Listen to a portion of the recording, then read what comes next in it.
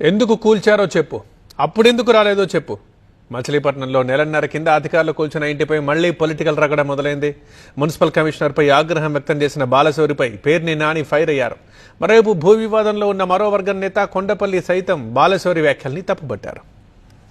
మీకున్నటువంటి ఏ అధికారంతో మీరు ఆ ఇల్లు కూల్చారు?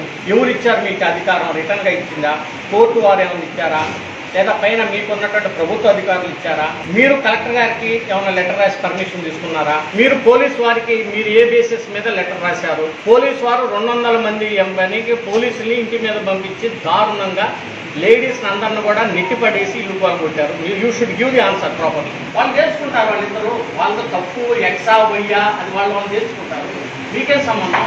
చెప్పండి కమిషనర్ గారు, మీరు చేసింది కరెక్ట్ అయితే నాకు చెప్పండి అంటున్నా కదా. ఇందులో పెద్ద డిస్కషన్ ఏముంది? మీకు ఎవరిచ్చారు పవర్ ఇల్లు కూర్చోగొట్టడానికి? చెప్పండి నాకు ఫస్ట్. జనసేన ఎంపీల మున్సిపల్ కమిషనర్ బాపిరాజును నిలదీయడం బందరు రాజకీయాల్ని కుదిపేసింది. ఏప్రిల్లో కొబ్బరితోట ప్రాంతంలోని జనసేన కార్యకర్త ఇంటిని అధికారులు కూల్చేశారు. ఆ ఇల్లు ఎందుకు కూల్చారంటూ దిశ సమావేశంలో మున్సిపల్ కమిషనర్ ను వివరణ కోరారు జనసేన ఎంపీ బాలశౌరి. బాలశౌరి అధికారిని ప్రశ్నించడాన్ని తప్పుపట్టారు భూ వివాదంలోని మరో ఫిర్యాదుదారు కొండపల్లి రామానుజారావు. ఇద్దరు వ్యక్తుల ప్రైవేట్ భూమి వివాదంలో ఎంపీ జోక్యం తగదన్నారు. తమ భూమిలో వెంకటాచలం అనే వ్యక్తి అనుమతి లేకుండా ఇల్లు కడితే తమ కోర్టుకు వెళ్లామని, కోర్టు ఆదేశాలతోనే మున్సిపల్ అధికారులు అక్రమ నిర్మాణాన్ని తొలగించారన్నారు. ఆయన ఏకపక్షంగా నిర్ణయాలు తీసుకుంటూ మాకు చాలా ఇబ్బందికరమైన పరిస్థితుల్లో కనబడుతుంది. ఇద్దరు ప్రైవేటు వ్యక్తుల మధ్యన ఉన్న దాన్ని ఎందుకని ఆయన అంత సీరియస్గా తీసుకుంటున్నారో మాకైతే అర్థం కావట్లేదు. ఇది కోర్టు పరిధిలో ఉన్నది. కోర్టు పరిధిలో ఉన్నప్పుడు ఎలా జరుగుద్ది? జనసేన ఎంపీ బాలశౌరి తీరును తప్పుపట్టిన వైసీపీ నేత పేర్ని నాని ఏప్రిల్ 1న సొంత పార్టీ కార్యకర్త ఇల్లు కూల్చేస్తే మే 24న అధికారుల్ని నిలదీయడమేంటని ప్రశ్నించారు. 1వ తారీఖుని కొట్టినప్పుడే మా ఎంపీ గారు మరి వెంటనే దిగిపోవాలి కదా.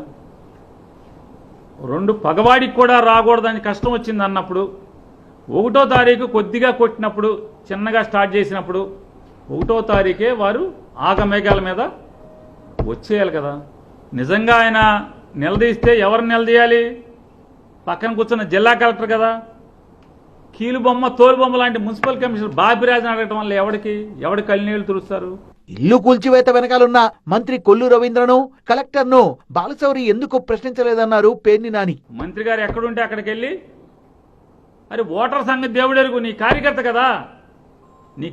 కదా 8వ తారీఖు సరాసరి మంత్రి ఇంటికి వెళ్ళి కూర్చుని, మంత్రి వచ్చేదాకా కూర్చుని, అవసరమైతే మా మంత్రి బందర్లో తక్కువ ఉంటాడు కాబట్టి, బందర్ ఎమ్మెల్యే గారు బందర్లో తక్కువ ఉంటాడు కాబట్టి, బెజవాడలో ఎక్కువ ఉంటాడు కాబట్టి, బెజవాడ ఇచ్చిన సరాసరి బందర్ నుంచి బెజవాడ వచ్చి